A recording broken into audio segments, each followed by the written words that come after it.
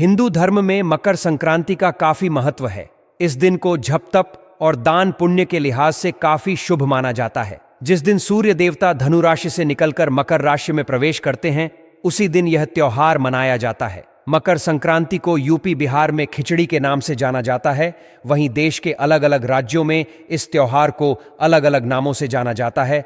मकर संक्रांति पर 77 साल के बाद वर्यान योग और रवि योग का संयोग बन रहा है। इस दिन बुध और मंगल ग्रह भी एक ही राशि धनु में विराजमान रहेंगे। आज के इस वीडियो में हम आपको बताएंगे कि मकर संक्रांति पर गाय को यह एक चीज चुपचाप खिला देना, इतना धन आएगा कि संभालना मुश्किल होगा। और इस दिन यदि आपको छोटे और सरल से उपाय कर लेते हैं तो आप अपने जीवन में बहुत सारी समस्याओं से बाहर निकल कर आ जाते हैं और बड़ी से बड़ी मनोकामना भी दोस्तों आपकी पूरी हो जाती है। सभी दुख दूर हो जाएंगे और सुख आपके पास आ जाएंगे। सुख आपके कदम चूमेगी और आपके घर में सदैव अन्न धन के भंडार भरे रहेंगे। दोस्तों, मकर संक्रांति के दिन सूर्य धनु राशि से मकर राशि में प्रवेश करते हैं। इस दिन को लेकर देश के अलग अलग हिस्सों में अलग अलग प्रथाएं हैं। कहीं दही चूड़ा खाया जाता है तो कुछ लोग इसे खिचड़ी संक्रांति के तौर पर मनाते हैं और घी खिचड़ी खाते हैं।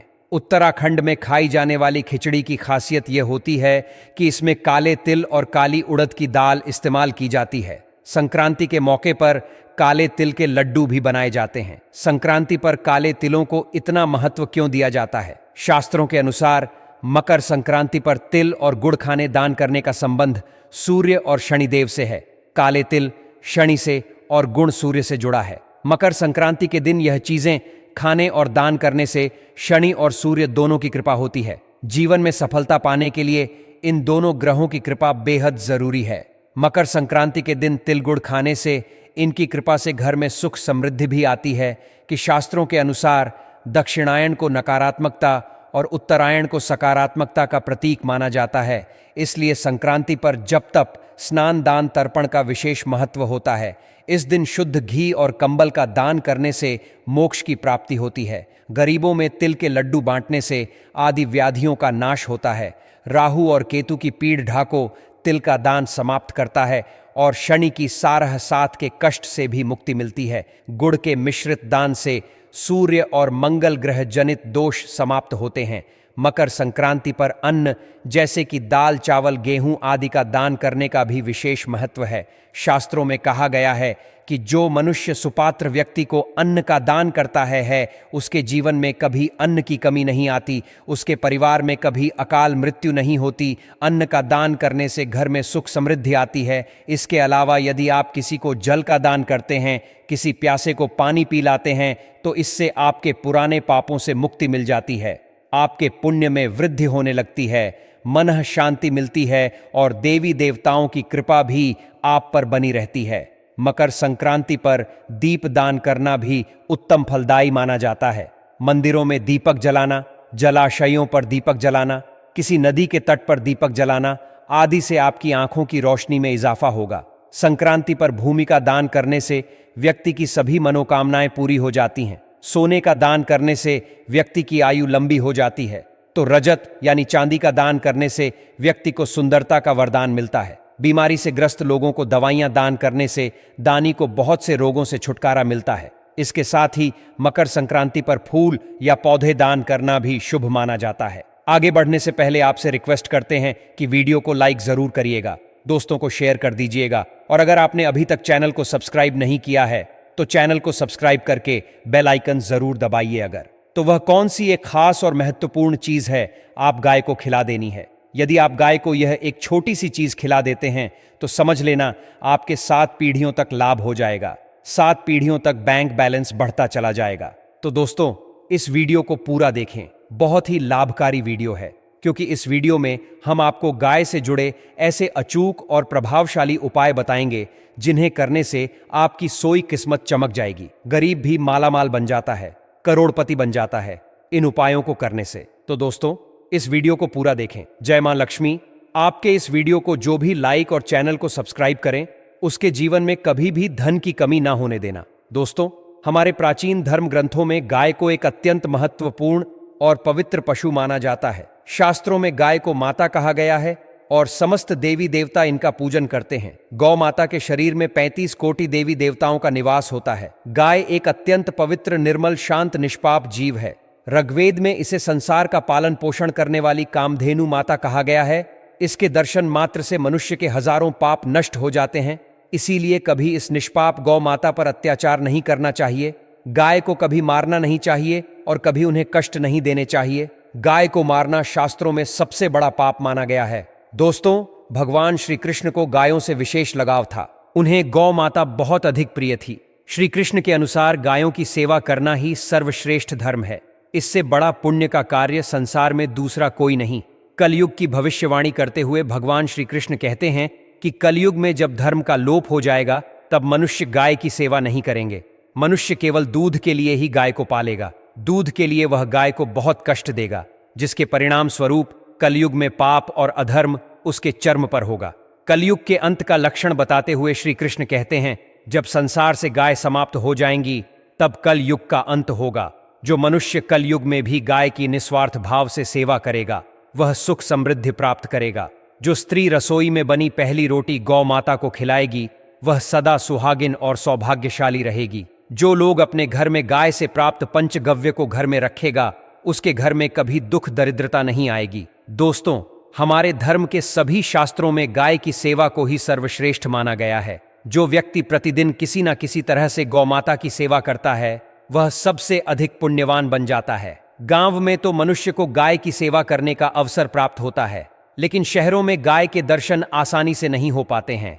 इसीलिए मनुष्य को गौशाला में जाकर गाय की सेवा करनी चाहिए अथवा गौशाला के लिए दान धर्म करने चाहिए।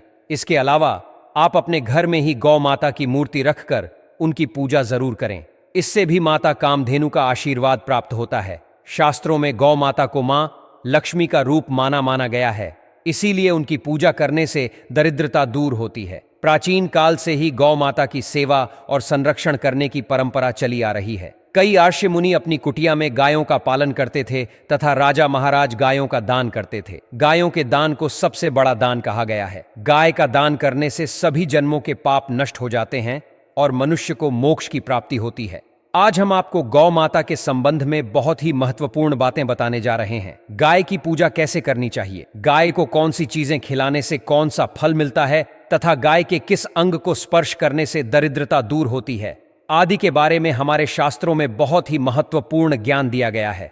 हमारी अत्यंत पूजनीय गौ माता के बारे में आप सभी को यह बातें अवश्य जान लेनी चाहिए। इससे आपके जीवन से सभी प्रकार के कष्ट दूर होंगे। दोस्तों, कई बार महिलाएं जाने अनजाने में गाय को कुछ चीजें खिला देती हैं, जिससे मां लक्ष्मी क्रोधित हो जाती है। शास्त्रों में कहा गया है कि यह चीजें गाय को कभी नहीं खिलानी चाहिए। इससे मनुष्य के जीवन में दुर्भाग्य आता है और उसे किसी भी कार्य में सफलता नहीं मिलती है। तो चलिए जान लेते हैं गौ माता के विषय में महत्वपूर्ण नियम। सबसे पहली बात है दोस्तों, गौ माता के दर्शन करना बहुत शुभ होता है। शास्त्र कहते हैं रोज सुबह गाय के दर्शन होने से पुण्य की प्राप्ति होती है और सुबह गोबर के दर्शन होने से लक्ष्मी की प्राप्ति होती है। अगर किसी महत्वपूर्ण कार्य के लिए जा रहे हैं और अचानक ही गौ माता आपके रास्ते में आ जाती है तो वह कार्य निश्चित ही सफल हो जाता है। किसी भी यात्रा पर निकलते समय अगर गौ माता के दर्शन हो जाए तो वह यात्रा सुखपूर्वक पूर्ण हो जाती है, इसमें संशय नहीं है। ज्योतिष शास्त्र में यह बताया गया है कि अगर किसी व्यक्ति की कुंडली में पितृदोष होता है तो उसे दूर करने के लिए कई उपाय सुझाए गए हैं। इनमें से एक उपाय यह है कि गौ माता को प्रतिदिन रोटी और घास खिलाई जाए। ऐसा करने से न केवल पितृदोष से मुक्ति मिलती है बल्कि परिवार में सुख शांति का वास होता है। इसी प्रकार यदि किसी की कुंडली में शनि की 7.5 या महादशा चल रही हो तो शनिवार और अमावस्या के दिन काले रंग की गाय को रोटी और घास खिलाने का महत्व बताया गया है। इसके साथ ही शनि दोष को कम करने के लिए गाय की पूजा करना भी लाभकारी होता है। गौमूत्र को न केवल आध्यात्मिक दृष्टि से बल्कि वैज्ञानिक और स्वास्थ्य की दृष्टि से भी अत्यंत उपयोगी माना गया है। इसमें कई खनिज तत्व और औषधीय गुण होते हैं जो शरीर को शुद्ध करने और कई रोगों से बचाने में सहायक होते हैं। इसके अलावा गौमूत्र का छिड़काव करने से वातावरण में पवित्रता और सकारात्मक ऊर्जा का संचार होता है। हमारे शास्त्रों में इसे अत्यंत पवित्र और स्वास्थ्यवर्धक बताया गया है। इसीलिए कहा गया है कि नियमित रूप से गौमूत्र का सेवन करना और घर में इसका छिड़काव करना चाहिए। अगर किसी व्यक्ति की कुंडली में शुक्र ग्रह कमजोर हो तो ज्योतिष के अनुसार सुबह के भोजन में पहली रोटी निकालकर सफेद गाय को खिलाना बहुत शुभ होता है। इससे शुक्र से जुड़ी समस्याओं का समाधान होता है।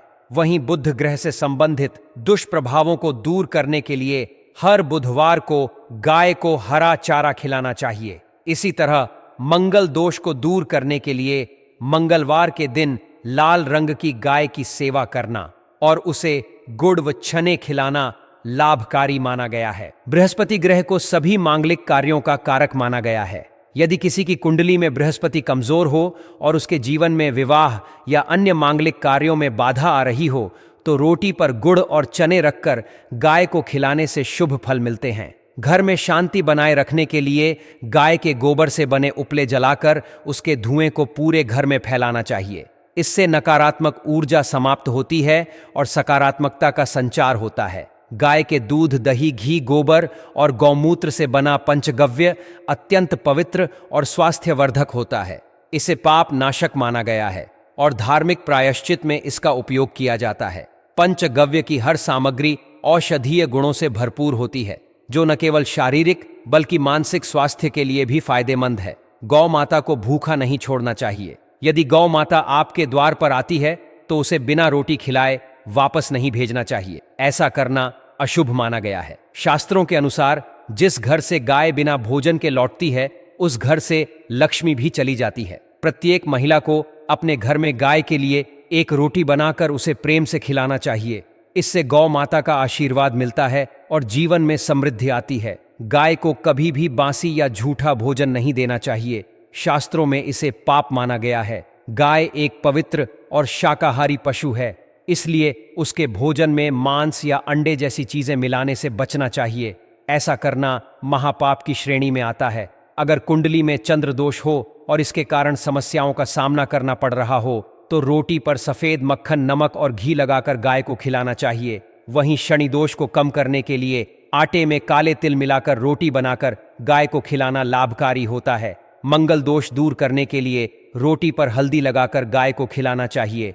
अगर घर में धन की कमी हो तो गुरुवार के दिन गाय को केले का फल खिलाने से दरिद्रता समाप्त होती है। गौ माता के शरीर पर स्थित कूबड़ को स्पर्श करना भी शुभ माना गया है। इस कूबड़ में सूर्य और केतु की नाड़ी होती है जो सुख समृद्धि का प्रतीक मानी जाती है। अगर आपके घर पर गाय आए तो उसके कूबड़ को अवश्य छुएं। इससे जीवन में धन धान्य की वृद्धि होती है और दुखों का नाश होता है। शास्त्रों में यह भी कहा गया है कि जो व्यक्ति तन, मन और धन से गौ माता की सेवा करता है उसे मृत्यु के पश्चात वैतरणी नदी पार करने के लिए गौ माता का सहारा मिलता है। उसकी अकाल मृत्यु नहीं होती और उसे मोक्ष की प्राप्ति होती है। अगर किसी व्यक्ति की भाग्य रेखा सोई हुई है तो उसे अपनी हथेली पर गुड़ रखकर गाय को चटाना चाहिए। इससे भाग्य रेखा जागृत होती है और दुर्भाग्य सौभाग्य में बदल जाता है। इसलिए गौ माता की सेवा करना न केवल धार्मिक दृष्टि से बल्कि सामाजिक और व्यक्तिगत दृष्टि से भी अत्यंत लाभकारी है। उम्मीद है यह जानकारी आपके लिए उपयोगी रही होगी। जय गौ माता, जय श्री कृष्ण।